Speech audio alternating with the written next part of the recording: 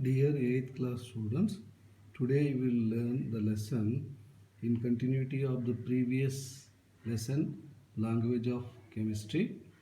I am sure you remember you have learned the elements. Okay, some of the things just I am highlighting. I'm going to the previous page. You have learned the symbol used by Dalton and this table where the symbol of some 25 element is given. In that I mentioned carbon is important, sixth element, nitrogen, seventh element, and oxygen, eighth element. Keeping these things in your view, now you are going to learn this table which has both English and Latin names. Okay, at least 4 you try to learn it. Yes, sodium, the Latin name is natrium because the Latin name or names are already in use. So they used for making symbol of the element. Okay. So potassium, gallium, K, iron, ferrum, that is why Fe, copper, cuprum, and the symbol is Cu. So you please always use pause command and stop it and note down. It is not in your book, but for a better understanding, you are going to learn at least 3 Latin names that represents 2 letters: sodium, ferrum, and copper. Sodium means natrium, iron means ferrum, copper means cuprum.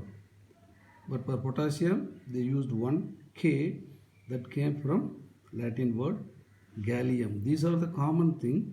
So you try to note down. This may help you to understand how the symbols are codified or coined. Why you are learning this symbol?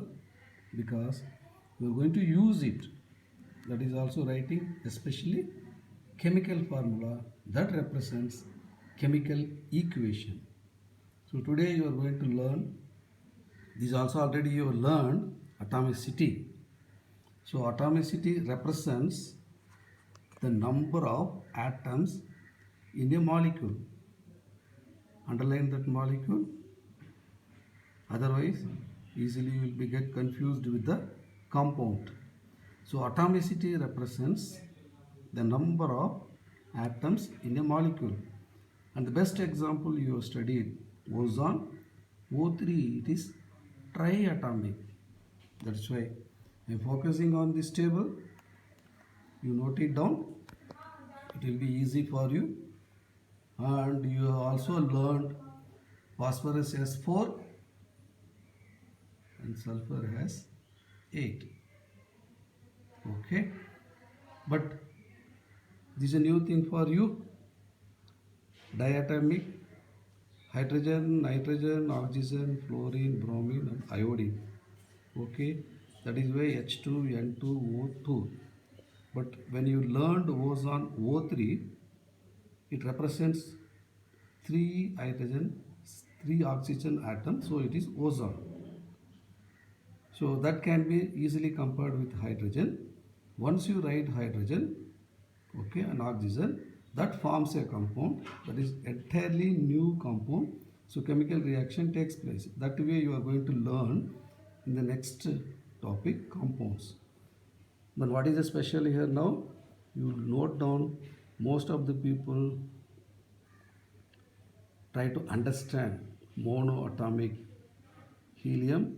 Already in the previous lesson I taught you hydrogen, which is coming from deuterium, and helium atom. So it is here helium atom, and that one has only one atomicity.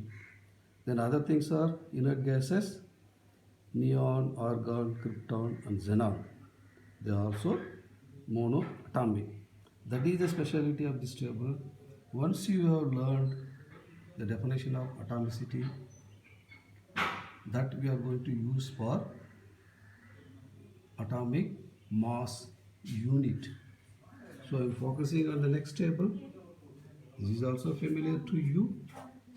Okay, at least you note down carbon 12 mu, chlorine 13.5 mu. This we are going to calculate with a formula. So chlorine, even if you don't understand, just pay attention and learn it. And definitely you are expected to learn two more element: nitrogen 14, oxygen 16. This will help you to calculate how atomic mass. And the previous video also I mentioned atomic mass as well as molecular mass you are going to learn. Once you have learned, you are going to apply it. So after writing this table, you use pause command and note it down. No problem. Then keeping these things, the definition of atomicity, below this table, you write down this note. The note is AMU.